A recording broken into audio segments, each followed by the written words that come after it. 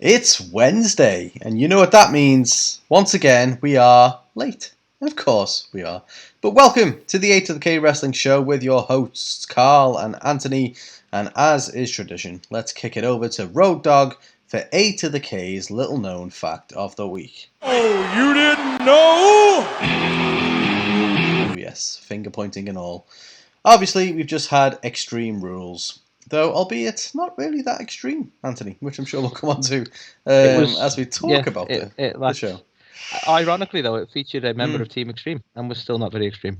Yeah, team normal, team average, if you will. But did you know there has only been one wrestler in the history of Extreme Rules to main event one year and then end up on the pre-show in the following year? Any idea who it might be, Anthony? Don't read the notes. Don't skim. Don't look through. How did you know I was doing that? Don't do it. Any ideas? I'm going to forfeit my guess because I clearly did read the notes. Okay. I'm just going to let you reveal to the crowd. To the crowd? We've got a crowd now. Hey, guys. Well, of course we have. Obviously, all global podcast that we are. Well, I just meant these guys sat over there. For anyone who does want to hazard a guess, in 2011. He lost the WWE title to John Cena in a triple threat steel cage match. Then the following year... So it wasn't John Cena. So it wasn't John Cena. Cool. Followed up on a pre-show appearance in 2012 in a losing effort to Santino Marella for the US title. Santino. And it wasn't Santino. Okay. Who could it be? Who could it be?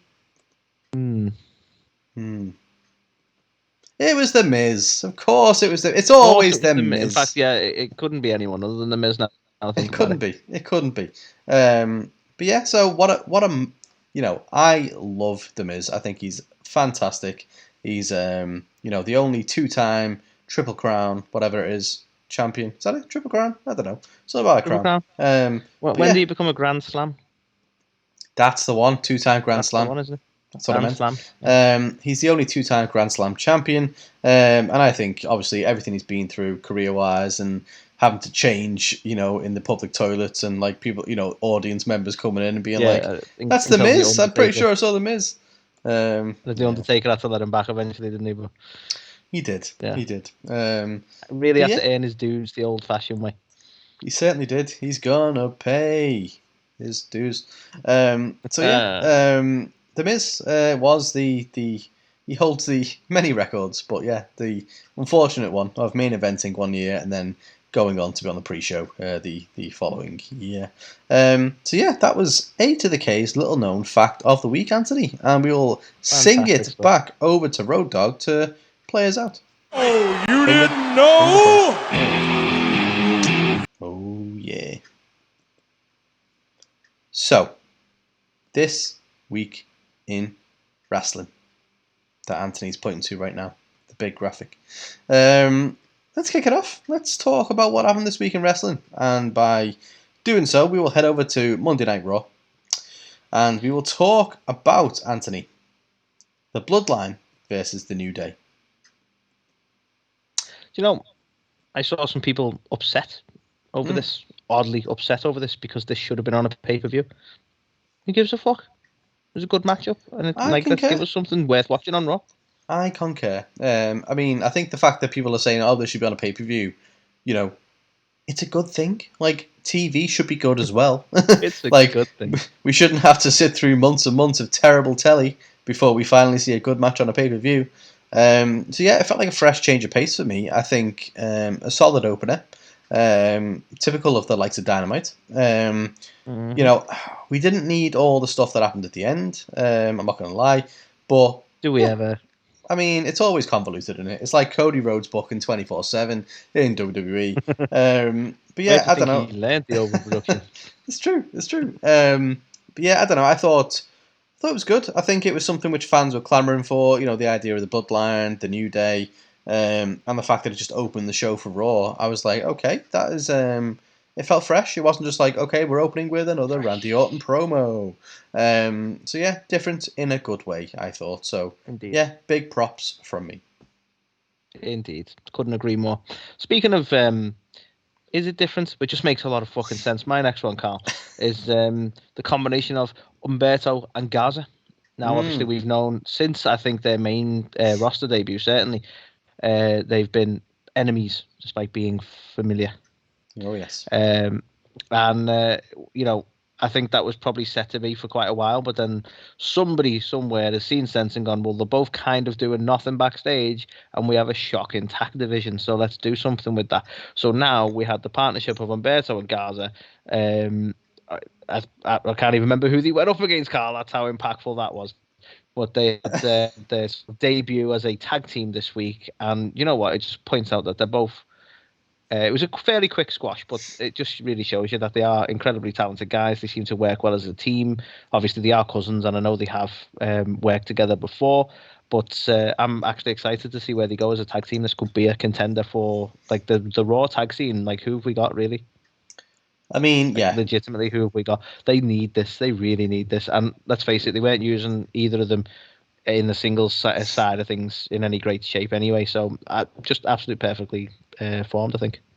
Yeah, I will agree. I think these two, for the longest time have had so much talent and just not, a platform to actually showcase that. I think Umberto especially has kind of worked out significantly, over the last few weeks, and he's looking massively jacked. And I think they tried to bring him back and get him in some kind of program, but they've now decided to pair him up with Angel Garza, which.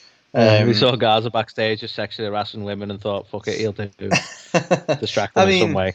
It's funny, really, because obviously they are cousins in real life. I think when Garza was brought in as part of the, the pandemic era storyline, where he was teamed up with Andrade and Zelina Vega to take on the likes of Humberto, and now it's kind of come full circle where it's cousins, the tag team. So yeah, I think. The match was with Mustafa Ali and Mansoor. Sorry, that was it. It was Ali and Mansoor, yeah. But that's I mean, why to your point, remember, completely forgettable, unfortunately.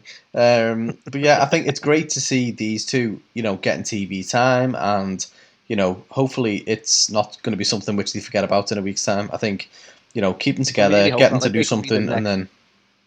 I'm nothing really against. I'm assuming it's still them. This is how much I give a shit these days. I'm not really anything against AJ and Omos, right? But we need some more tag teams for that division. It's absolutely shocking. Do you know what? I don't even think it's that. I don't even know who it is. I don't think it's them. It may I don't still think be it's them. I honestly can't. No.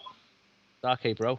RK Bro. There you go. I'm catching up in my head. Like, who cares though at this point? You know what I mean? So yeah, it's a good thing. Fresh tag teams on Raw. Yes. We are here to see it. So, yeah, I will agree. Highlight. Speaking of highlights, I don't know how you feel about this one. And it's very uncharacteristic coming from me. But Charlotte Flair, again, second week in a row, is a highlight. Her and Alexa Bliss's little weird segment.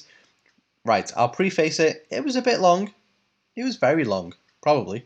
But, I don't know, I enjoyed it. There was some good, little burns in there between the two of them. Like, obviously I popped several times with the whole kind of like, who even are you without, being Ric Flair's daughter? And everyone's like, woo, woo. And she's like, don't talk to me about gimmick infringement or whatever. And it's like, oh. Audience full of ambulances there, yeah. Well, yeah, woo, woo. So, yeah, and then she's like, don't talk to me about originality. And it's like, well, yeah, fucking hell. Yeah, you are just a fiend. Yeah, I don't know. There was like a few bits like that where I was like, and I'm a big fan of this. I think I mentioned it last week with Ruby Soho and Britt Baker. Where we do get a bit deep and we do get a bit like real, and like that's what wrestling is. Like, it should have that edge about it and stuff. Edge should be in every segment. That's what I'm saying. Exactly. Everything should have a bit of edge about it. I think that's what, if you look at like what people loved about the Attitude Era, because so many people now like, oh, really? You love the Attitude Era? Look at this, and they give you a ton of bad examples. And the Attitude Era weren't perfect, and there's a load of shit you could look at in the bad sense. But when you look at what people sort of loved and gravitated to in the Attitude Era, it was personalities like Stone Cold and like The Rock and so on like that. And half of the reason they were able to get that personality across was because they let them have personality and they let them talk and they let them like you say, get a little bit personal and make it feel a bit more gritty and a bit more real. And, yes, there was a ton of ludicrousy around all that, but we need to get back of that. So I totally agree with you on this point. To be You honest, know- I decided this week in watching this, the reason I think most of the time I don't like Charlotte, and again talking character rather than person because I don't know her as a person, is the fact that if you look at most every other storyline she's been in, it didn't matter who her opponent was. The storyline was always the same for Charlotte. She cuts promos where she's the best and she should be the champ and no one's better than Charlotte, entitled princess kind of thing. And it's like the fact that the other person absolutely has no bearing on her promo is probably the reason it's always been shit, if I'm honest with you. Whereas this time, this is an interesting feud for me. And the fact that like you say, the promos they're cutting with each other, it makes it more interesting. It makes Charlotte more interesting. It makes the whole thing work. And that I couldn't agree. I couldn't agree more. Would you should I say that? I think this was actually really good this week. Yeah, I will agree. I think it's almost a cult of personality, Anthony, if you will. But no, I think it feels fresh. I think you said that last week. It feels different for these two to be in a feud together. Something which we haven't really seen much of, if at all, in the past. And I think you make an excellent point that it's not just about I'm Ric Flair's daughter and woo, and it's more around the fact that she's talking about Lily and she's talking about like this Charlie or whatever the fuck she was called, and it just feels different for Charlotte, but in a good way. So yeah, I think good promo, bit long, but good overall. Made me interested in the match at the pay-per-view, which is what you need to do from a segment like this. But yeah, so we both agree Charlotte's like awesome now. Yeah. Yeah, pretty much. Yeah. And that's not going to go wrong even slightly. Not even slightly, Cal. Not even slightly. No. Oh God, no. Right. So the next one, Carl, for me, was the actual main event. I think this was a perfect way to sort of bookend the night. I think we can probably both agree it maybe limped a little bit in the middle, but and I'm curious to see how you felt about this triple threat because obviously you've not been a huge fan of Big E. Nope. So I'm curious how you felt about the main event because I think this was a really well executed match. Honestly, I don't know. I was expecting it to be messier, I suppose, but the whole thing sort of worked for me, and I think it was a good way to end the night. I won't harp on too much, but I am curious how you felt about it due to the sort of what's the word?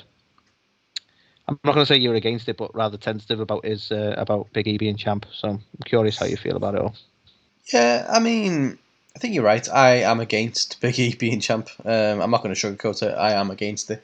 In terms of, I think it bookended the show nicely. I think obviously you had the starting, a confrontation between the Bloodline and the New Day, and then you ended it with this kind of triple threat match. And I think it was fine. I mean, it was we had good. to have shenanigans to get there, sadly, but yeah. Well, of course, it wouldn't be an episode of WWE without that happening. But no, I thought, honestly, I thought it was a good match. Roman is obviously the big dog, no pun intended, but you can tell he's just on a level above the pair of these two. I've been quite vocal about Bobby Lashley not being a convincing champion. Not in the sense he's not a big, massive, beast, because he is, but he just doesn't have it for me. And it's the same with Big E. He doesn't have it either.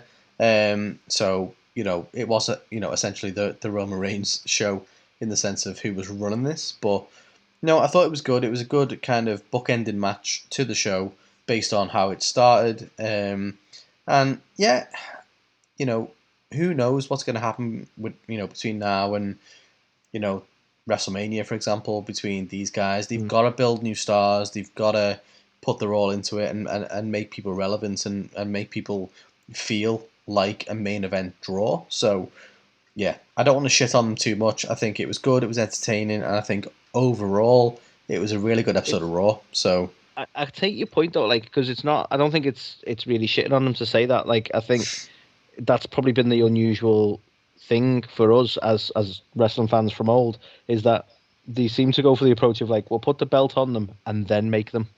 Yeah. Whereas normally it's the other way around, and it's so fucking weird.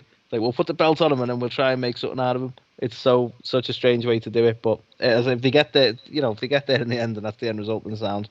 But that seems to be what they've done with both Lashley and Big E, really. Yeah, no, I agree. But yeah, I'm not as I'm not so bad to say like that's it. He's never going to convince me. Like, convince me, please. Like, I would love to eat a big fucking Just, slice of who's Big that E guy humble who pie. puts controversial things out? Like that change my mind meme that you constantly see all the time.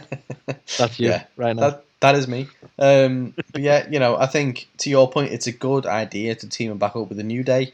But is he going to feel like a main event star with the New Day? I'm not convinced. He didn't feel like one when he was on his own on SmackDown. That is for sure. I think But if anyone can help hype him up as a big deal, it will be them now. yeah, no, I agree. So yeah, I'm open to being proven wrong, if you will. So prove me wrong, Big E. Prove that you are a main event guy. Bobby Lashley, sorry, no hope for you. You're big and all that, but yeah, nah. Sorry, Bobby. Maybe if you like team back up with Hair Business or something. Yeah, I mean that was good, wasn't it? I mean you've put it out there now, Anthony, into the ether. I'm sure they'll end up copying this at some point. I know. I just hope at some point in the near future it happens. Yes. So Time travel. let's talk about NXT, and I'm going to use it as a highlight, Anthony. It's a rare occurrence, but I am. I love So it. obviously Kushida, strong, solid match. I think obviously the title change as well. It felt fresh. It felt different. It felt like okay, NXT 2.0 might be something different. And no pun intended. I think it's going to keep strong. And obviously Diamond Mine as well. I think they need something now. Obviously they've been there for a while. Constantly being like, yeah, we're Diamond Man. Look at us, we're Diamond Man. I totally agree. We Done mine for fuck all, diamonds. really. And it's like, Sam. But yeah, so now, hopefully this will be something which elevates the whole faction. But yeah, nice to see a title change on a TV show, and fair play. Let's see how Strong Yeah. does with it going forward. And yeah, I wonder what's I next for Kushida. Obviously, with the impending draft, might we see him well, go up? Who knows? if he doesn't move, right, Kushida I think's been absolutely awesome. He's really proved his worth since his whole run with the cruiserweight title. I think if he doesn't get drafted, because that is a possibility now, I'd love to see him head towards the North American Championship. Yeah, that's a great shout actually. No, but we'll see. We'll see. They just don't know what's going to happen anymore. Not anymore. Not anymore. I'll stick with NXT then, Carl, for my next one. And this may surprise because I know some people hate it and some people have been really negative about it. But Toxic Attraction, which is now the name for this faction, which is Mandy Rose and all right, Priscilla Max Caster. Toxic Attraction's the name for this faction. But yeah, Toxic Attraction. Mandy Rose, Priscilla Kelly, and the other one. You know what? Looking like a really good treat. Sorry. That's savage. Actually savage. I was even mean enough to not even use Gigi Dolan as the proper name because Yeah. fucking stupid name. But no, seriously though, Toxic Attraction as a trio, I think are looking really good. I think there's a lot of potential there. I think it's a bit of a, if you look at the way the women's division sort of has kind of waned a little bit in NXT. I'm not trying to be too disrespectful, but when you consider in recent years, Bianca Belair's gone, Toni Storm's gone. We've got others whose names escape me because I'm trying to think of them now because I'm that kind of person. Shotzi Blackheart, that was the other one. They've had a lot of great talent go, and they've still got a lot of great talent there, but I feel like this was something that they kind of needed for the women's division. And honestly, kind of something that Mandy Rose has really needed as well. I mean, she's got fuck all to do on the main roster. They've took her back to NXT. They tried to change her attitude. They've changed the hair color, so now she's a bad guy. And positive thoughts. And yeah, overall, I think it's got a lot of potential. I mean, yes, they've not done a great deal with it yet, but I think this has got a lot of potential. I mean, I could honestly see, and I know some people might be against this, but like Mandy Rose having a title run because she's being supported by the other two would make a lot of sense because she's like the leader and the bad guy, so it just makes sense. And as it always does with wrestling, it'll lead to eventual heel turns and such and such. But overall, I like the start of it. I think it's going to be good. Yeah, agreed. I think it's nice to see Mandy Rose with a bit of direction. Not just like you're Mandy Rose, you're a blonde. So what's my character? You're blonde. Yeah. Okay, but what about no, just be blonde. Oh, okay. And now it's like no, just be brunette, and obviously that opens up a whole new set of doors. And this is where I say, like, some people just aren't keen on this, and that's because some people look at it like that. They go, "Oh, all she's done is change her hair color," and it's like, I think there's more to it than that, and I don't think it's as simple as being like, "Well, oh yeah, change her hair color," just like, and it is one of them obvious tropes of like, she, look how bad she is now. Yeah, I think as well. I've got massive respect for Mandy because, I don't know the ins and outs of it, but did she choose to go back to NXT? Was she forced to go back? It's a big change going from obviously the main roster, and there's a lot of humble pie there to say, well, actually, I'm going to go to the not B show, NXT, which essentially is she was sent back there to improve her, character and her, in ring work. So. Yeah, honestly, I don't know whether or not like she was upset about it. In reality, the story's there, isn't it? Like that's your whole reason for being pissed off at a bad guy, is because you've been sent back down to developmental unnecessarily. Like she could make a whole character and whole story arc out of that, man.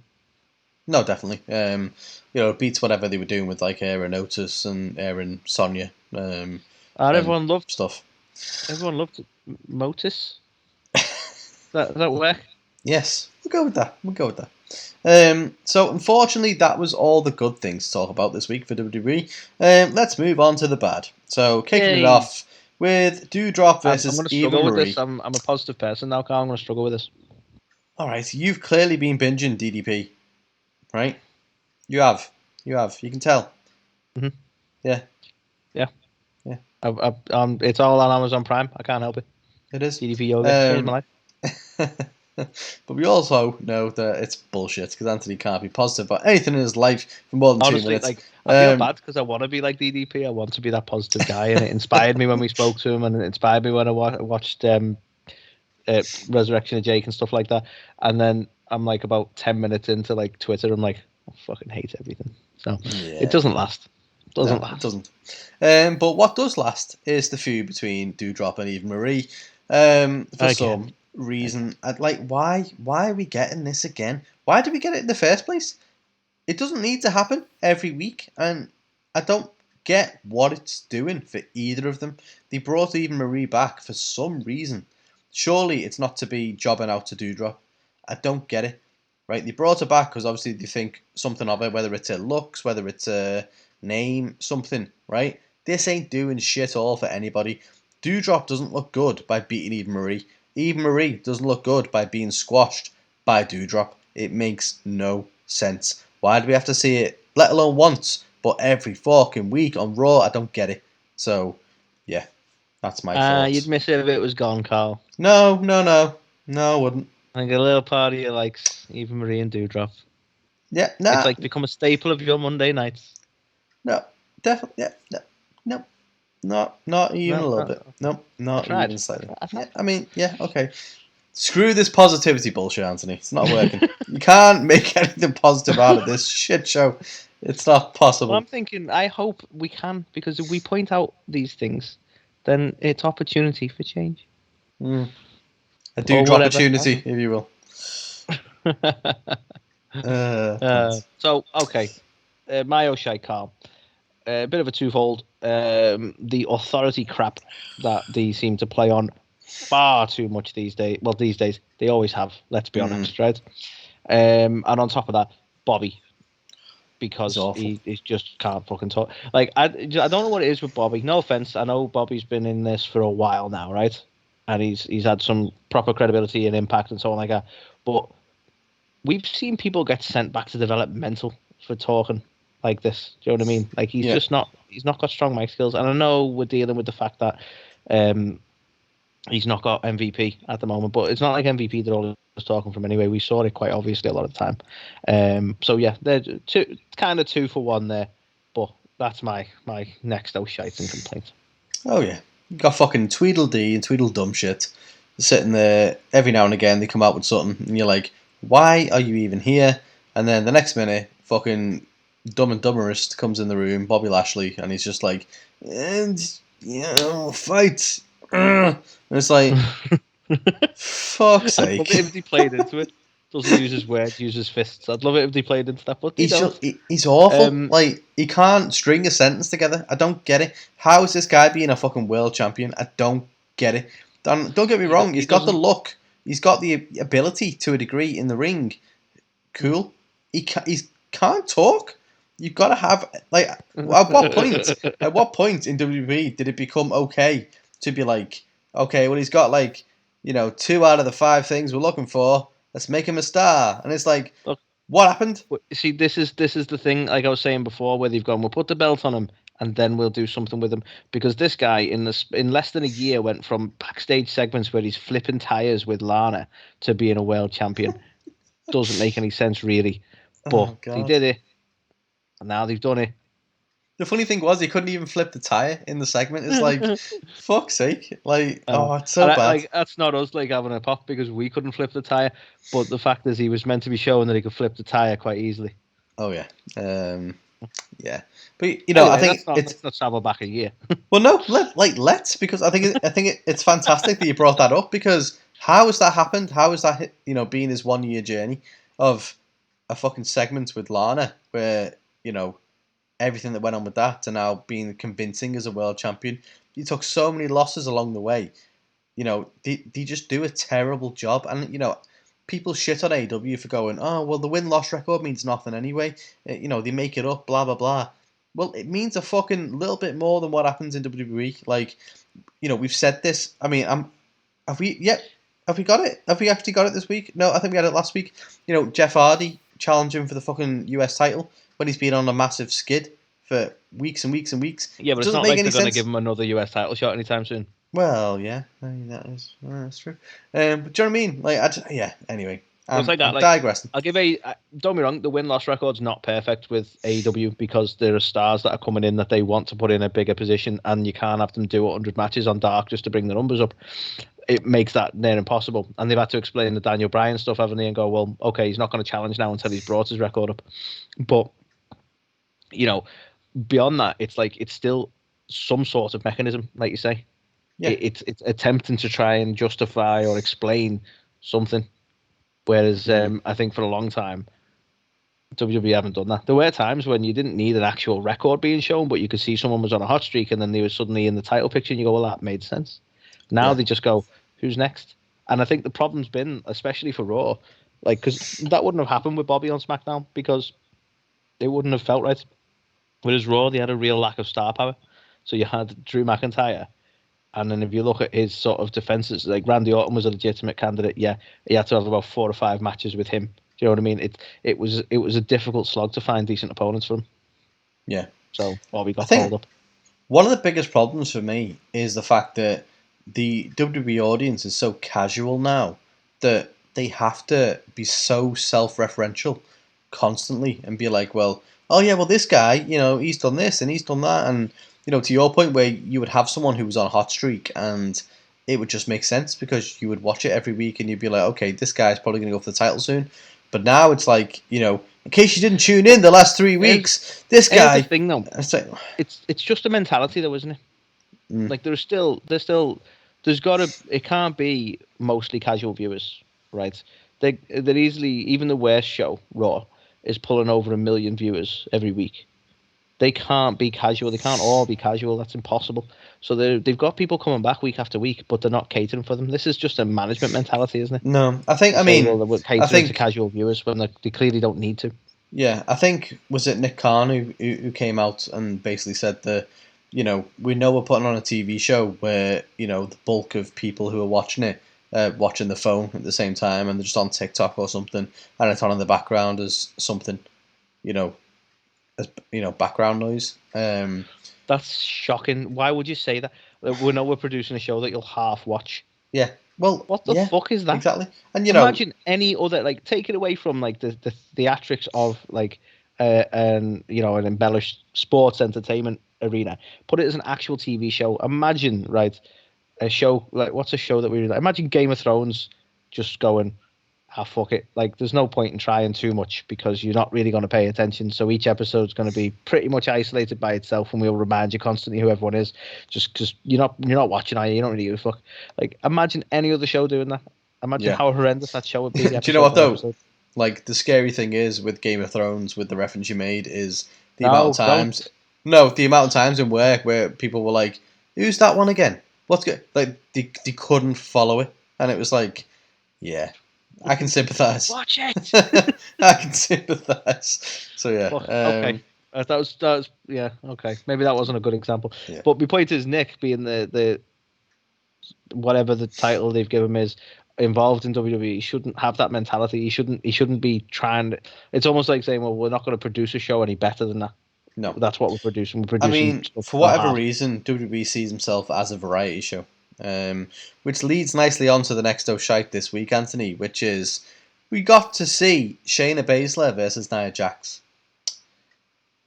But it all was bullshit. If only we had that to drop in right now. Like, honestly don't get it. Like, okay, tag team implodes, that'd be cool if they weren't imploding for about 2 years.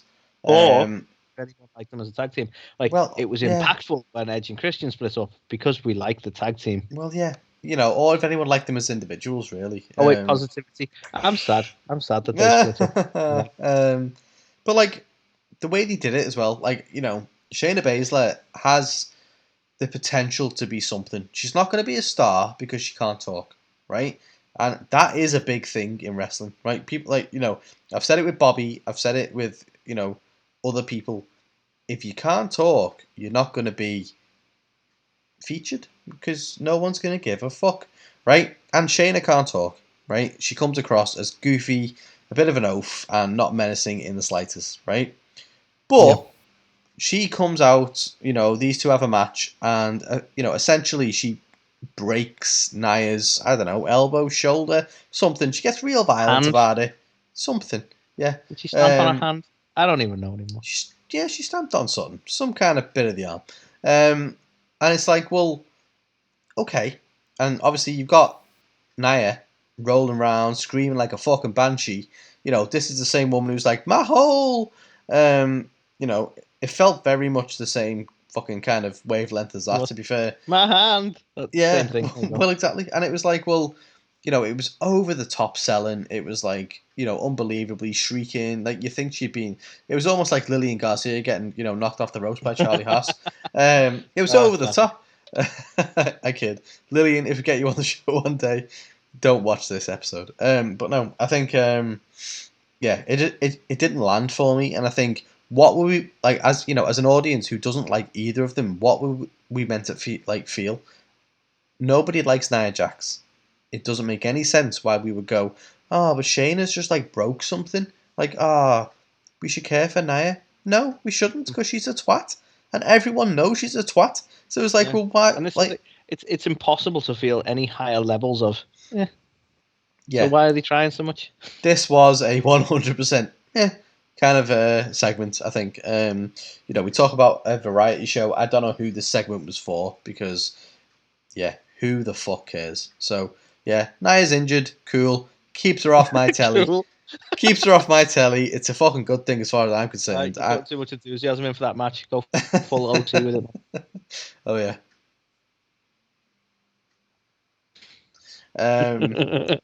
So, yeah. That happened. Okay, so my next one, Carl. And these two are incredibly talented guys. I'm going to start by saying that. But Jeff Hardy going against Sheamus again. Again.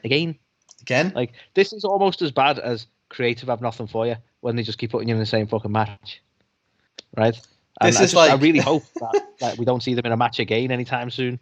Yeah, because, I mean, God, imagine. But, like, this is the equivalent of just going, okay, and then, you know, the next segment is, and a camera just zooms up to the same person in catering and just goes, yeah. Then they cut away and have them that next week as well. Like, yeah. Honestly, Bill Murray had more variety than what's going on here right now. Oh, come on. I like honestly, Bill Murray. No, he's cool. He's good people. Good people. But if anyone knows repetitiveness, hang on, there's a word there. Repetitiveness, it's Bill. And my God, that's what we're getting right here. But yeah, so nothing against the two of them. They're incredibly talented guys. I should enjoy any match I see them in, but maybe a little less of it. Maybe other people, maybe not Karrion Kross though. Let's not open that kind of worms again. God no. Basically, I'm fickle. I mean, it wouldn't surprise me if Karrion Kross's new gimmick was, instead of an hourglass, it was a can of worms. But no, I think to your point, Groundhog Day, it was. Bill Murray reference and all. I think we've seen this. We saw this for many, many weeks on SmackDown. We had a whole angle around it being, Jeff's sobriety, and we had that for weeks and weeks. And even the way that got started with Sheamus going, "You're talking about Jeff when it's about me," and it's like, yeah, okay. We spoke at length about how much we fucking hated that, and now it's like, well, here's something you haven't seen in a while. Sheamus and Jeff Hardy, and it's like, fuck, what? What is going on? So yeah, just can't leave each other alone. Yeah, Jesus. So yeah, no one needed to see that, in my opinion. Yeah. So Anthony, moving over to SmackDown, we actually got a women's match. It wasn't long, but we got one, which is improvements on previous week. Yeah. However, and this isn't a slight on the match itself or the performers in it, but you finally give a bit of TV time to the women, to Liv Morgan, who has managed to get herself a match on the pay-per-view, and you have her lose to Zelina Vega for no reason whatsoever. Just because. And it's I feel like somebody really doesn't like Liv, because anytime that there's any slight momentum there, they go, no, just remember that she doesn't win things. The weird thing is, I'm so conflicted, because the pair of these could do so well on their own if given the right amount of booking and time and consideration. And unfortunately, we're at a point where Zelina Vega's lost so many. I mean, has she even won since she's been there? For the second time? I'm not sure. I'm honestly not sure. And it's like, okay, you finally give Zelina Vega a win over Liv Morgan, who has just managed to get herself onto a pay-per-view. And it's like, it makes no sense. Who is booking this shit? And it's like, well, it's not even like Carmella got so involved to the point that was it. It was just like, Carmella was there, and Zelina won. And it was like, okay.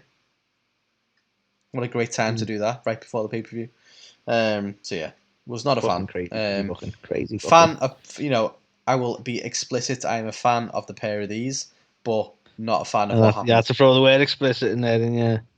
Well, I thought you were going to say a fan of throw the word pair in there. No one knew. But yeah, no, honestly, these two, I think, have got so much potential. I think we've, you can go back episodes and episodes. I've been consistent. I'm a massive fan of Liv. I'm a massive fan of Zelina. I think they can both do something really good. And it's just to look at their position in the, SmackDown roster, in the whole of WWE at the moment, and then finally one of them gets a bit of a break on, okay, you're actually going to be on a singles a singles match on pay-per-view for the first time, and it's she loses the match before. Mm-hmm. It's come on. I know. Ridiculous, isn't it? Mm-hmm. Well, moving on, I'm going to take us back over to NXT, if I could, Carl. Mm-hmm. And I don't know how you feel about this, but Joe Gacy's new gimmick, and this whole this worries me, because I think WWE are trying to cash in on something that may end up be the result of something that they try and cancel them over, to be honest. But the whole character's sort of based around the apologies to Americans, because I always lose track, but I'm assuming it's the left, the woke left.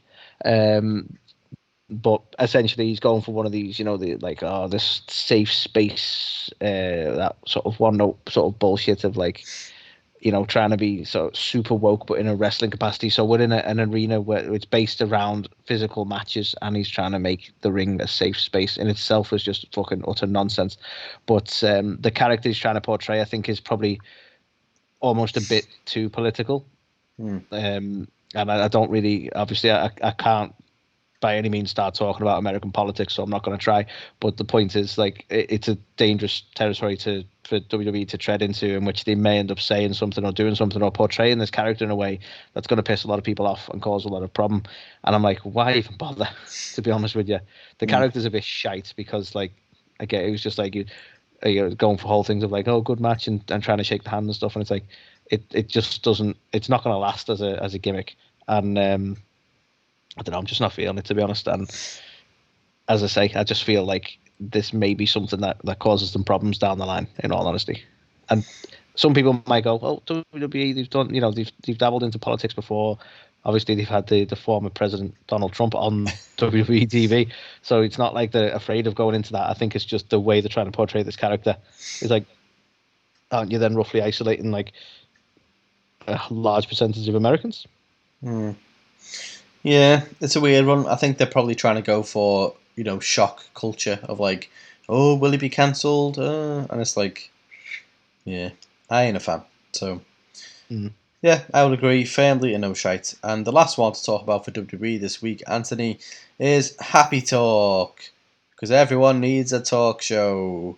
I don't know. I thought when Baron Corbin came back as Happy Corbin, I quite liked his transformation as a character. I thought this was the first time he, did a promo that didn't bore me to death. And I was like, okay, this could go somewhere as a character. And I just think they got this all wrong. It was just like, okay, we're on Happy Talk. And obviously Kevin Owens came out. And then he brought back, what's his face? Guy whose name I can't even remember. Remember his name? That dude who's on Raw Underground for a bit. David Kato. Probably. No, they brought someone back. Obviously, who beat up Kevin Owens as well as part of it. But that's the one. And yeah, I'm just a bit like, yeah. I mean, probably. Was it Braun? Was it Braun Strowman? He was on Underground for a bit. Braun Strowman. Name rings a bell. But no, I think. Oh shit, we fired Braun. Hey Riddick. Yeah, well, it seems like it. It didn't really make any sense, and I think it was like, okay, let's give Corbin some more TV time. What can we do? I don't know. Give him a talk show. What do they even call it? The Happy Hour or something? I don't even know what it was. Was it Happy Hour would have made sense, but that sounds like it almost makes too much sense for them. Yeah. Well, I think they called it Happy Talk. Happy Talk with Happy Corbin. Yeah. That makes more sense. So yeah, it was shit basically. So it belongs on the O'Shites and. Yeah, that was it for WWE this week. Of a miss. I was really hopeful for Corbin as well. Yeah, I mean, I don't think he's dead in the water, but I think they need to stop doing these interviews. Like, why has everybody got to have a fucking chat show? It doesn't make any sense. Why has everybody got to do it? Like, it's wrestling. Like, what are you doing? I'm honestly in an age where we have Talking Smack and Raw Talk and After the Bell and various other talk shows before and after the fucking show. You don't need one in the middle of the fucking show anymore. I don't think, personally. It's called a promo. Do it either in the ring or backstage. That's all you need. It doesn't have to be a talk show. It doesn't have to feel different or like some kind of variety. No, just let the person talk. It's funny though, because they've got, look at, like, prime example, the KO show, right? If they'd have moved that onto the network as its own show, separate from Raw and SmackDown, they'd have had content for the network. And it'd have worked because he had that established sort of likable chat show. Yeah. Like, it doesn't have a place in the main show anymore. No. Like, they use it as some kind of weird vehicle to, like, set up other feuds, basically. But it's like, it's just a contract signing without a contract signing. That's all it fucking is. It is. Yeah. So, yeah, that was WWE this week, Anthony. I'm going to give it a 2 out of 5, right? For me, it was one of the better Raws that I've seen in a long, long time. I thought SmackDown absolutely fucking sucked, especially for a go-home show. Savage. It was fucking awful. It hasn't got a single highlight from us, I think. No, it was shit. It hasn't, actually, yeah. It was shite. shite. Very good point. Yeah. The best asset on SmackDown was busy on Raw this week, so, Well, yeah, there you go. There you go. That's why SmackDown sucked. Yeah. Anyway, but no, I do agree with you, and I'm probably not going to have to give it much more than a 2 myself. In fact, it's not going to be any more than a 2. I don't know why I made it sound like it was. So is it a 2? It's a 2. It's a 2. Okay. I was very clear about that, Carl. So WWE is a big number 2. I think we can all agree with that. So let's move over to AEW. Talking about the highlights this week. Kicking it off. Kenny Omega versus Bryan Danielson. What else is to be said about this? I mean, goddamn, right? I don't care about the win-loss record anymore. Come on, this is wrestling. This is like...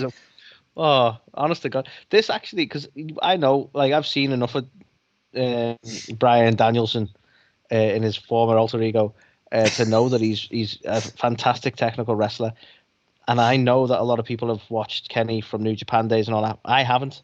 So for me, this has been one of the best technical showcases of Kenny's ability, which is something I've not really had. And I know people know he can, and he's renownedly one of the best wrestlers in the world. And I could go onto YouTube and watch him wrestle a 9-year-old or whatever, but this was like the best sort of technical match I've seen him have in AEW, as far as I'm concerned. Yeah, it felt for me, it felt like one of those kind of matches you would only ever expect to be able to play out on like a video game. It was, it is a dream match that they gave away for free on TV. It was fucking excellent. There's nothing else I can say other than it was excellent. I think you've got the two of the best to ever do it. Kenny Omega has got a resume that speaks for itself. Fucking, Bryan Danielson, he's achieved everything you could imagine in all the companies. I like how you chose to use resume. That's very thoughtful of you there. Well, I try. But, literally two of the best just fucking going at it on free TV. And I get it. Some people hated the fact it was a time limit draw. But come on. I think that was an excellent way of ending it. Yeah, I thought it was fantastic. And don't get me wrong, I think it got lost on the fans, because the fact that next minute the bell just rang. But it's because the crowd was so hot throughout all of it. They were cheering so loud. You couldn't even hear the countdown. There was a countdown there. There was a 10-second countdown to when the match was going to end. And everyone was just like, what? But yeah, I think that says a lot when they're so engrossed in it that they didn't even know that. Yeah, and I think it suddenly hit them that the match is over. I think that says so much. I am always a fan as well of time limit draws because you don't see them. It makes so much sense, the simple things that AEW does, and it's we're going to set a time limit for this match because we're a TV show. You know what I mean? WWE is just oh, look at that! It just so happened that all the matches finished in time to end the show, and it's or the spectacular thing they do every week of, well, we've got nothing booked today, so I hope nobody kicks off. Well, exactly. So it's the whole thing makes sense, and they don't use it all the time. It's not overbearing. I think we've seen one or two other time limit kind of draws, but I think this was excellent because it kept Kenny strong, it kept Bryan strong, and it sets up a future altercation between the two of them, and yeah, I fucking loved it. I thought it was fantastic. And on an episode of Dynamite as well, this is something people would pay to watch, given away for free on TV. Holy shit. Excellent. I'm spent. Oh, I was spent after that. Opening match as well, by the way. I had to have a lie down. Shit, no. Love it. Right. Well, next highlight, Carl. Another match, actually. I think this is a funny parallel, when you look at our highlights this week to last week, because last week was all promo, and we were like, it's funny, it wasn't a bad week for matches, but the promos were the highlights. It seems to be almost the exact opposite this week, because my next one is MJF and Brian Pillman Jr. I think that fully delivered. Again, does anything really compare to the opener? Probably not. But, we've been building this well. MJF's fantastic. Brian Pillman is, honestly, I didn't really know what to make of him, but this match has really solidified him as, he is a star and will be a star. All in all, just a really good match. So it's going to be a highlight for me. I agree. It's weird that, it's not any offense to Pillman, but it's weird that they're trying to kind of go with Pillman as the breakout star at the moment, because obviously you look at Griff and you think, okay, this guy's got the kind of everything about him to be, potentially be like a main event player. But obviously Brian Pillman, I was a massive fan. Obviously his son is continuing that legacy, and I think he's got all the fundamentals as well. But yeah, MJF was just fucking quality in this. The stuff he did at ringside with Julia, and obviously the stuff he did with Brian in the ring as well. I thought it was a well worked match, and ultimately MJF just played the ultimate heel, and he went over. The fans hated it. Did his job to the best of his ability, really. Oh yeah, definitely. So the next one to talk about, and I would love to get your thoughts on this. I think we both said, all right, cool. We both said when Sting came to AEW that we were like, he's got a profile on the the wrestler page. Does that mean he's going to wrestle? Maybe he shouldn't do that. He's a bit old now. Things like that, right? I take it all back. I'm not gonna lie. Every time, I think this is like his third or fourth match now in AEW. Obviously, he had a cinematic one, and he's had like 2 or 3 in the ring, right? Every time he gets in that fucking thing, he brings it, man. And I don't know. I'm happy he gets to go out on his own terms.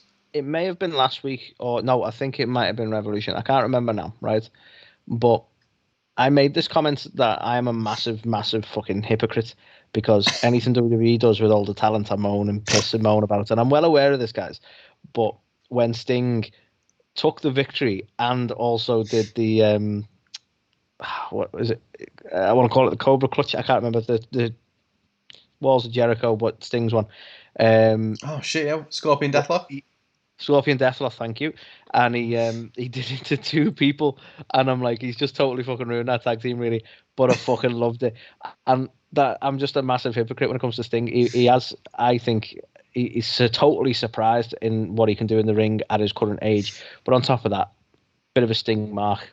Sting was like the first sort of what do you call it? I've always had an affinity with that sort of character. Like Undertaker is my favorite wrestler, as you know, Carl. But in WCW, it was Sting, and there's a reason for that parallel. I kind of like that sort of character, so I've always had a bit of an affinity for Sting anyway. And no, he can fucking pin Kenny Omega for all I care now. You must be fucking devastated we never got Undertaker versus Sting. You must be. Oh, Jesus. I feel like he was so heading that way as well, which is just devastating. I know. It really is. But, I mean, technically, we got it many years ago before Undertaker was Undertaker, so we did get the match. But yeah, but no, I think you're absolutely right. I think Sting was somebody we were hesitant about, and I think he just nails it every single time. And I don't think FTR are going to suffer from this. Like, people were outraged. They were like, as if you've had Sting go over FTR. Like, but it doesn't mean anything. At the end of the day, it doesn't mean anything. Darby and Sting aren't like an active tag team in the rankings going after the gold, anything like that. So, FTR came back, and yeah, they lost to Proud and Powerful, and now they've lost to these guys. But it's FTR. Like, for me, though, this is the perfect time to do something like this. Yeah. If they just come hot off the heels of beating Proud and Powerful, then it'd feel weird, wouldn't it? It'd be a fuck up. But that's not what they've done. They're already on a loss. They're having like a little bit of a losing streak. So now's the time to do this, and then you can do plenty of like building them back up. Not a problem. No, and I think obviously you've had Cash being out with his injury, as exactly, a potentially career-threatening injury as well. So it's almost like I feel like they're playing that into the fact they're losing. The main thing is that he's healthy enough to carry on, which I hope he is, because exactly. If they are, I'm sure they're going to be the tag team champions at some point. They are. Oh yeah, they've come there for that reason. Feels inevitable, like you say. Other than that fear of like, because there was that fear that he was going to have to retire on it and stuff. Yeah. Like other than that, like they're destined for it.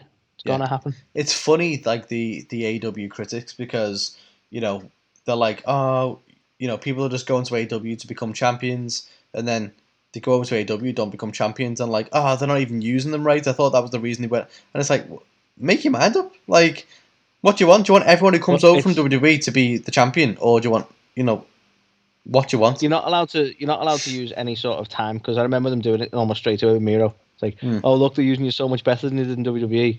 Like, ha ha ha, when he was doing the whole best man thing, and it's like, well, look at him now. Do you know what I mean? But we couldn't let time play out, could we? We couldn't let him build up in the show and in people's eyes, and then go ahead to something. Everyone had to get everything straight away. And honestly, that's kind of the WWE mentality anyway, isn't it? Yeah. And like, give me all 3 courses right fucking now. Well, exactly. And at least in AEW, you get, the Dinette Debonair with a song and everything. But no, I think it's right. You bring Miro, you bring all these guys over, Miro, Punk, Danielson. You've got so much fucking talent there now. They can't all be going after the belt. So you've got to manage it in a way. Like, we even certain things, like, look at Punk. Like, we've moaned slightly about Punk's opponents, like, since he's come back, but you can't moan too much, because it's like, well, he's come back and he can't just be thrust straight into the main event of everything. Like, that wouldn't be the right way to do it. So you've got to let him sort of build up, and you've got to let him wrestle people who could do with the screen time. Like, let's face it, probably the biggest match Russell Hobbs has had. Sorry, Powerhouse Hobbs. Powerhouse Hobbs has had. has been against Punk because it gave him that profile and that screen time, and that's what Punk's doing for them at the minute. So you can't just throw Punk straight in the mix with the likes of Omega and all that, can you? It wouldn't make sense. So time. It's all about time. It is. You're a terrible person. And what is time? That was hilarious. So that was all I had to say on the matter. I'd love to be able to go straight into Punk and Powerhouse, but unfortunately, I can't do that because the next one. Quick, Carl. Next highlight for me, and we won't make it quick because it's fucking obvious why. Britt and Ruby. Oh yes. What can I say? Well, I don't need to say anything. Those two are really fucking bringing it. Anybody who went, Ruby Soho isn't a fucking main star. You know, they brought over Punk and they brought over Danielson, they brought over Adam Cole. Ruby Soho was nothing, and it's like, well, hang on a minute. I really, really got pissed off with that mentality out of people. It's like, why are you making a big deal about it? It's like, why not? Yeah. What company would do that? Hire someone and go, Yeah. And I think as well, fair play to AEW for bringing somebody in and not straight away just going, all right then, yeah, you know, we'll pull the trigger on them and you know, we'll make a champ. If anything, it made Britt look even fucking better, right? She's got such a resume at the minute. We know it's going to culminate in another match with Thunder Rosa, right? It has to, right? And we've seen what happened when them two last, you know, faced off in that fucking, you know, groundbreaking match at the ad. So if Thunder beats Britt in that match, you then set up Thunder versus fucking Ruby Soho. And it's like, honestly, for a women's division, which, you know, 6 months ago we were going, they just need this and they need, like, holy shit, you know, the script has been flipped. It's a completely different scene now. It's mad. Honestly, like, this is a massive bias when I say it, and maybe a t-shirt, Carl, if you want to make it, but AEW's women's division, Thunder versus anyone, fucking there for it. Yes, me too. So that was it for Dynamite. Let's move over to Rampage. So I want to call out Punk versus Powerhouse, not Russell, Hobbs. Look, I wasn't blown away when they announced this. I've not made any kind of excuses about that either. It was like following on from fucking Punk versus Darby, which I was a massive fan of. He then comes out and goes, yeah, I'm going to fight the guys from Team Taz. And it's like, are you? But again, it feels stupid. Yeah. But he's got to do something. Well, that's it. And it was like, surely he can't fight Hook because that would be pathetic. And it was like, if it's going to go with Ricky Starks, okay, I can see something. But they went with Powerhouse Hobbs. So, I was like, oh, this is going to be shit. I think about it, the more I think that made sense because it's like he's the one who needed it. Well, that's it. And it delivered as well. Like, they did a fantastic job of putting on a fucking big, massive heel versus a smaller babyface. And that's the kind of match which is enjoyable. And, you obviously get behind the babyface in those kind of matches. So, how did you feel about Punk's attire? It was weird, to be fair, the fact he went from tights to trunks. But I think it's after your comments, though, about the trunks. I mean, obviously, he gave that fun fact about the trunks, and now he's back in the trunks because he doesn't want to take the risk. I didn't want to reveal it to people. Obviously, we like being this like little niche podcast that people get behind and stuff like that. But yeah, we know Phil listens to the show, and Phil, sorry, we know you're listening now, and this isn't. Hey Phil, how you doing? This isn't A2theK talking to CM Punk. This is Carl talking to. Sorry. I just absolutely marked out for myself then, referencing a terrible old promo that he did with Triple H. But yeah, I think still a good promo, that, to be fair.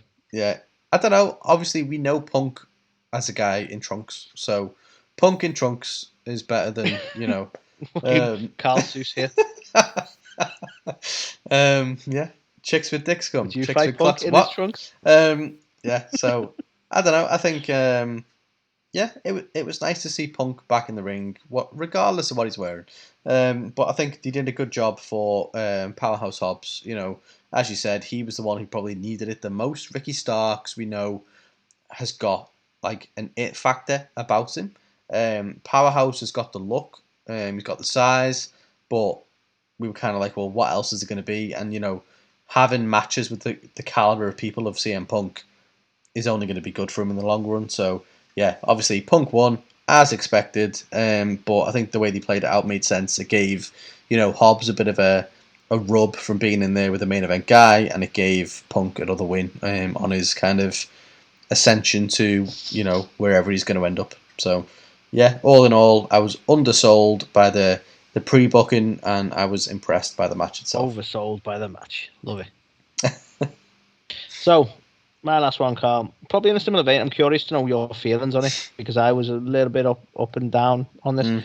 The Super Click versus Christian, and off your notes, the affectionately named JE, Jurassic Express. Oh, yeah. I think this match delivered. I thought it was really entertaining, thoroughly enjoyable. I'm curious how you felt about it, because the random, it probably not too random, but the sort of random pairing of Christian with Jurassic Express, it seemed a little bit like, why, just for the sake of this? But I don't know, what did you make of it? Because I actually think it was more impressive than I expected it to be. Yeah, Christian and the JE have been kind of in cahoots for a while now. So I think you've got this little mini faction that's happening between Christian, Jurassic Express, and it's Kazarian. Kind of cahooting like you got with Matt Hardy and Private Party. Yeah. Like, just because you think it works doesn't mean it works. Oh, yeah. I mean, I'm not looking at these guys and going, yeah, they belong together. Like, I don't think that at all. But the match itself, I thought, was really good. I think it's mad because it sounds so silly, and it almost sounds like, oh, what an fucking AEW fanboy Carl is. But Adam Cole fits so much better in AEW than he did in WWE. Like, he really does. I think his little pairing he's got with the Young Bucks, and no, he definitely does. You can't deny it. Like, he feels like more of a star there. And I know everybody loved the Undisputed Era, and I get it. I wasn't massively into it. But let's face it, like, Undisputed Era was good mostly because of Adam Cole. I'm going to take a bit of heat for this, right? Yeah. Look at the rest of the components. People oddly like Kyle O'Reilly. I don't like. We don't get it, do we? like literally, we're just like, why? Why would anybody get that? But you got Bobby Fish and people like that as well who aren't even there anymore. So yeah, it was all about Adam Cole. And I think I knew like when they split up, Bobby Fish is gone. I think he's Strong's doing all right, isn't he? And now Kyle O'Reilly keeps getting thrust into main event scenes and nothing comes of it. Yeah. So it was definitely Adam Cole's faction. Yeah, and, I think Cole never was going to make it on the main roster in WWE, but for whatever reason he's come into AEW and he feels like a fucking star. And I think the little like bromance he's got with the Young Bucks and stuff like that, but in like such a little cocky, arrogant way. I wanted to ask you about the bromance because I've seen, and bear in mind this is Twitter and where this kind of toxicity lives, but I've seen him getting a lot of heat or a lot of what's the word? Homophobia. I don't know why I struggled to think of that word. Yeah, because it's like kissing other dudes, and it's like, all right, calm down, Jesus Christ. Oh no, imagine. Because they kissed him on the cheek. Yeah, like, imagine. Oh, okay, like a bit of a reach really to be homophobic, but they went for it. I mean, Anthony, so, this is a perfect opportunity to do a point right now because, that is a picture on the screen right now of them kissing Adam Cole on the cheek. I don't get it. Like literally. Like you say, it was just part of that cheeky bromance they had going on. I didn't really think anything of it until he end up on Twitter in the depths of like just that sort of conversation. Like, why are people like this? I don't know. Yeah, but I was surprised that was even a thing, but it's a thing. Also, I will go on record as saying they haven't got everything right with Adam Cole either, because I'm not a fan of the stuff he's got going on with Tony Schiavone. Like, I get it, Tony is a bit, is friends with Britt Baker, and he's seeing. I hate all that. I think it's shit. I don't think it needs to happen. So, I'm not just like, oh, Carl loves it. Like, I'm not, because that's shit, and I will say it's shit. But the confidence that AEW's given me over the last couple of years they've been around is they will recognize and course correct when something isn't working. So I'm totally fine with the stuff that doesn't work because I know that they'll pay attention. Yeah. For them, like, I don't get me wrong, I'm not saying they're always perfect, but for the most, they've corrected when it's something's not been working, and I always go back to it. But the Nightmare Collective did not work. No. They dropped it because they had to. It just made sense. So I'm fine with it. Yeah, no, I agree. I think homophobia, weird fucking people on Twitter aside, I think SuperClick, I am a fan of that. Here for it all day. So. Yeah. However, in terms of, should we give a shout out to, is it Mikey Ruckus who did the theme music for Adam Cole, which is absolutely killing it on the theme music charts or whatever you want to call them. Hell yeah, Mikey! Absolutely nailed it. It's boss as well. It's a fucking banger. Fucking T. Yeah. Oh yeah, definitely. I absolutely loved it. Like I remember when he debuted, and it was just like, what? Oh fuck! Like you know what I mean? Like straight away, you were just like, boom! It's Adam Cole. I was like, oh my god, that's awesome. And you know what So the funny thing? Like, so you can't satisfy anyone because some people are still out there like, oh, it's just the same 4 words over and over. I think it's 4. I don't know. And you're like, and it's a theme music. It does exactly what it needs to do, and it's badass. Let it go. yeah, But no, shout out to Mikey Ruckus on that because he did a fucking cracking job. I like that. Yeah, I agree. But moving on to the O'Shites, there's not many of them, but you know there are some, and we need to talk about them. So Cody made a return against Malachi Black. I thought this was shit. I thought it was clumsy throughout. It was poorly booked. You know, the fans shat all over Cody. You know, he came out trying to be this big baby face for whatever reason, and it's like, I get it. Okay. Certain towns shit See, on the baby face. I get it, but it here's the happens thing. that often. He's not a baby It's face. Cody. That's the thing. When is Cody? I thought they were playing into this, right? When he did it with Anthony Ogogo, I Mm, thought they were playing into this and they were turning him heel, but one of these heels who doesn't get why you don't like him. yeah, That's what I thought they were doing, and they didn't pull the trigger. And I feel like doing it again, where they honestly think that he should be the babyface. And like, how can you not see the natural booking here? yeah. People so wanted Malachi into AEW. Why are they going to hate him? Yeah, it doesn't make sense. So yeah, I wasn't a fan about how convoluted it was, but you know me when it comes to wrestling and finishes, Anthony. Right? I fucking hate it when someone does a roll up and you know nothing's really happened, and they just all of a sudden go, "I'm just gonna lie there. I can't possibly kick out." Right? That pisses me off. You know what pisses me off more, Anthony? When somebody Go on. blows some black mist in your eyes. How can't you kick out of that? It's just shit in your eyes. You're not I take like your point. literally. You're not That's incapacitated. blindsided to Yeah. maybe take some sort So of attack. the But yeah, rest of your body, right, can fucking kick out or go, what's going on? No. Bit of mist in the eyes, put you down like this. Apparently, I fucking hated it. I hated it. I hate I mean, shit to like be that. fair, he slipped drugs into that mist. Which I It mean, was you it was know, chloroform mostly. if that was explained, then that's cool. But it wasn't. So I'm going to go with the fact it wasn't, and I'm going to go with the fact it was a shitty finish. And someone like Cody should know better. Yeah. Not mad. I'm not mad. Disappointed. I'm disappointed. Yeah, you're right. Oh, I love it. Well, do you know what? I think I've got you beat on the O'Shites front because there aren't Okay. many. Mm. This is probably the only other one actually, as far as I'm concerned, for AEW. But how's this for like just fucking weird? To be honest, Matt Hardy challenges Orange Cassidy to a hair versus hair match for some reason, Okay. but he puts Jack Evans' hair on the line for some reason. As you do. As why? Who the fuck knows? I mean, okay, I didn't even consider like it. Is Orange Cassidy even going to lose that much if he lost his hair? I'm not even like what. I mean, I don't know. why would you put a stipulation like that with Orange Cassidy? Like, it seems like the guy just wouldn't care anyway. Just shaving, they'd be just like, so. Yeah. Like, what's you Feels know? like. Which, by the way, shout out to Orange Cassidy's TikTok, which I discovered this week, and it's fucking amazing.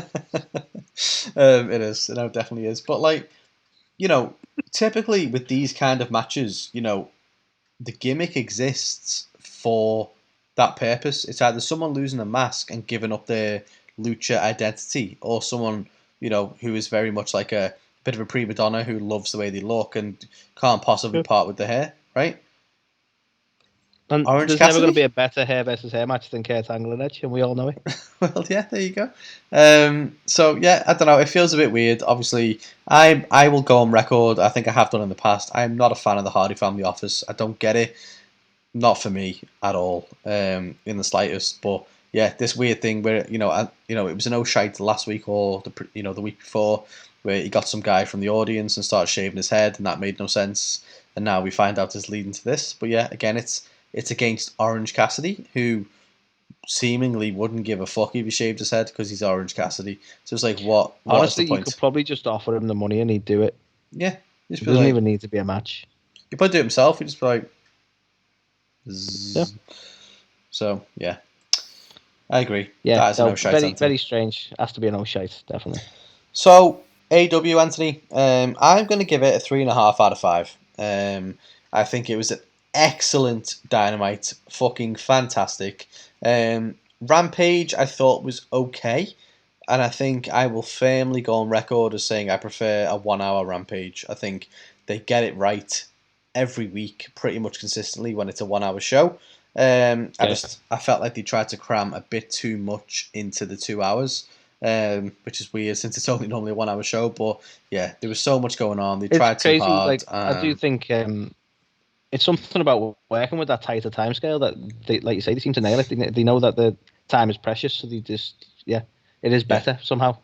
Yeah, like part of me thinks if it would have been like a typical Rampage, but with 2 or 3 solid matches, that it could have even got up to like 4 territory. But yeah, unfortunately, 3.5 for me. Yeah, I get that. In fact, I get it so much. I'm going to agree with you again. I'm going to go 3.5. Look at this, in fucking sync, in sync. In sync, yeah. I'm sure they got some hits. I was trying to think of some, and I was just like, can't think of any. I know. Everyone I think that might be one of their hits ends up being Backstreet Boys. So do you know what? Yeah, exactly the same. I was like, I was going to make a joke about Bye Bye. Is that them? Is that Backstreet Boys? I don't even know. Maybe, I don't know. Yeah, who knows? Join us next week on the Boy Band podcast. Yeah, do it. It's going to be a New Kids on the Block special. But no, step by step. Each week we try and remember boy bands. Yeah. Did they sing that? I'm sure they sung something, right? Yeah, that would be terrible. But no, before we call time on This Week in Wrestling, let's just also have a little bit of a look in what happened in the other promotions this week. And we're basically just going over to Impact this week. So firstly, to talk about, we had Mickie James and Deonna Purrazzo having a bit of a in-ring promo, in-ring kind of, kerfuffle, which led to no one likes a kerfuffle. I think I'm really into this, to be honest. I think Deonna Purrazzo's been a really good champion, and I think Mickie James, obviously huge fans, friend of the show. She brings something to the Impact title that has been. Yeah, she brings something to the Impact Zone, but no, she brings something to the women's belt that has been long overdue, I think. And obviously, Deonna's done such a fantastic job. But you add Mickie James into the mix, and not to sound like Scott Steiner, but drastic improves. Big fan. And also sticking with Impact, Christopher Daniels, the Fallen Angel, returns. How ace was that promo as well? Good, man. Promo, that video package was fucking brilliant. So fucking good. Christopher Daniels, we have spoken about. He's a fucking legend. He's spoken about us previously as well for the show. Yet to get him on. Who knows now whether we can? Maybe there won't be certain hurdles in place herein. Who knows? I would love to have him on the show. He's the only guy who's literally worked for every fucking major territory going over the years. Every one of them. Honestly, got such a career out of the man. And you know what? And you go, that was him. I honestly believe that might have been him sort of retiring, to be honest. Yeah. And then we have the return. It's fantastic, absolutely fantastic. I was so hyped just seeing that video alone. Like, I'm just like, that's fucking awesome. Can't wait. Yeah, no, same. He's back. I can't wait to see what he does in Impact, and hopefully we can now get him on the show without the barriers in place that we've had in the past. Is he though? Is he still with AEW though? I have no idea. He's still AEW bound. Maybe. Like, they have partnership going on, don't they? Oh yeah. We can only try, but hopefully we'll get him on and we'll keep you posted. But Made Up is back. Made Up, the Fallen Angel's back. No offense to like SCU and stuff like that, but you think of Christopher Daniels, you think of the Fallen Angel. So I totally admired what SCU were trying to do. I think they, for the most, achieved that as well, in all fairness. But like you say, he's the Fallen Angel. Like that's what we want. It's what we've got the Fallen Angel back, and I'm hyped. Bit of a solo run. It's what I wanted to see in AEW. Hopefully we get some time in AEW, but fuck it, we'll watch Impact for it. I don't care.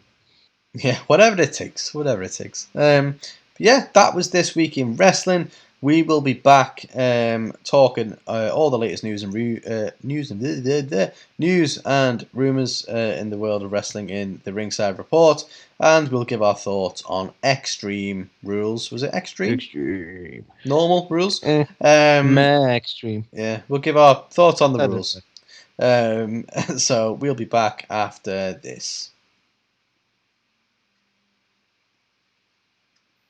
Hey everybody, this is Thunder Rosa, and you're watching or listening A2theK. A2theK. A to the K.